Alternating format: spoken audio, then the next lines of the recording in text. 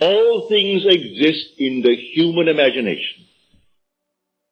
And everything you see as an objective reality was produced by imagining.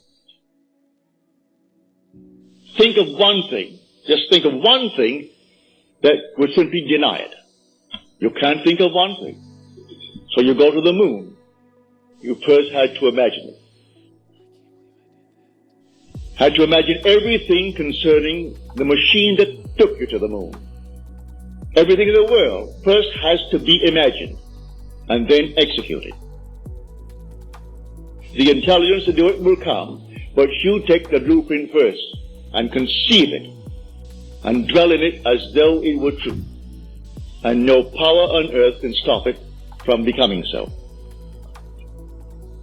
But tonight, if you're here for the first time and you want something practical, you apply what I've told you. First, have an objective. You must have an objective. You can't say, well, I don't know what I want. Well, all right. Come back the next time. Ask yourself, what would I like of life? Don't be ashamed to name it, what would I like of life? Well then, try to get some objective. Now, prayer, as far as I'm concerned, is nothing more than the subjective appropriation of the objective hope. That is the way to success. I appropriate it subjectively. How do I appropriate a state subjectively? Well, suppose now, this very moment, I wanted a ball, an ordinary baseball. But there isn't a baseball in the room, all right? But I want one. I would actually assume that I am holding a baseball in my hand until I can feel it. You think you can't feel it? Well, now try it. Try to feel what it would be like if you held a baseball. Now, to prove that you have held it, see what it feels like, the difference now, a tennis ball. See any difference? All right, a golf ball. See any difference?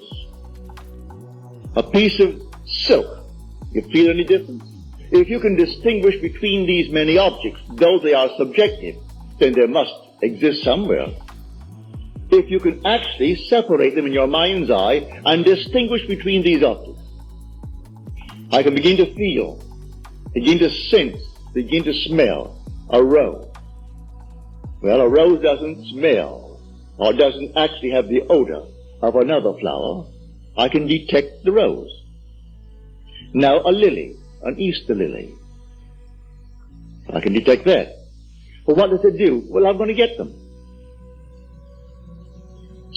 Someone will think of Neville and send him a flower. And it's going to be the flower that I'm going to actually feel and touch and smell. It works that way. Money has an odor. It's unlike any odor in the world. It's more fragrant to the miser than the most marvelous perfume in the world. He can tell it. You put a money bag to his face, and it's like putting roses to mine. He loves it. He can smell money. He can feel it. Money has a distinct feel about it. Put a $20 bill in your hand and ask you to feel it, and then put another piece of paper in your hand, and you can tell the difference. There's a difference. It is an odor to it. All this is part of the inner man, that all things are possible to him. Try it. Before you condemn it, try it. And if you have the evidence to support my claim, well, then it doesn't matter what the world will tell you. If he laughs at you, so what?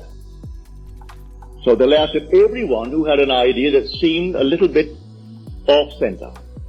Always laughed at him. They laughed at the idea of going to the moon. Well, now it's an accomplished fact. There are still those who won't believe it happened, you know, because they don't want to believe that it ever happened. There are those who said you couldn't go down and actually live underwater. Now we have a submarine. There are still those who won't believe it. You can present them with all the facts in the world, and they won't believe it. So I tell you, you try it first. And if it proves itself in performance, it doesn't really matter what the whole vast world thinks. So tonight, take a goal. Make it a lovely goal, either for yourself or for another. Any time that you exercise your imagination lovingly on behalf of another, you're mediating God to that other. So, bring a friend before your mind's eye. Represent him to yourself as the man or the woman that you would like them to be. And don't tell them, ask for no praise, just assume that they're talking to you and telling you the most marvelous news about themselves. And you congratulate them on that good news. And go your own way. Believe in the reality of that imaginal act. It may happen tomorrow. It may happen the day after, or a week later, or a month later. It has its own appointed hour, and it is ripening, and it's going to flower. So don't be concerned. Leave it alone, and it will come to pass. So this is what I mean by feeling is the secret.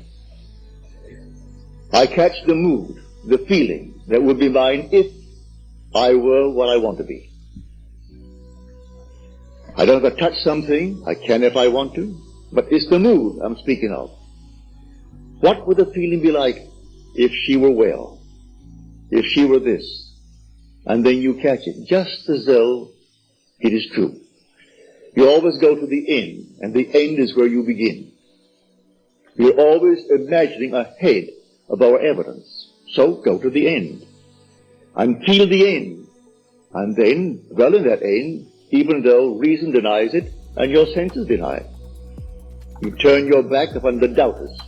That is your senses and what reason dictates. That's the hell or the devil or Satan in the world. That's the doubter. So you turn your back upon it. And then you walk as though things were as you want them to be. And living in that assumption, it slowly hardens into fact.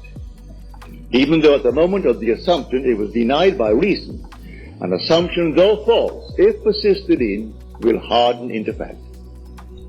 So you learn to assume and learn to persist in the assumption, and it will come to pass.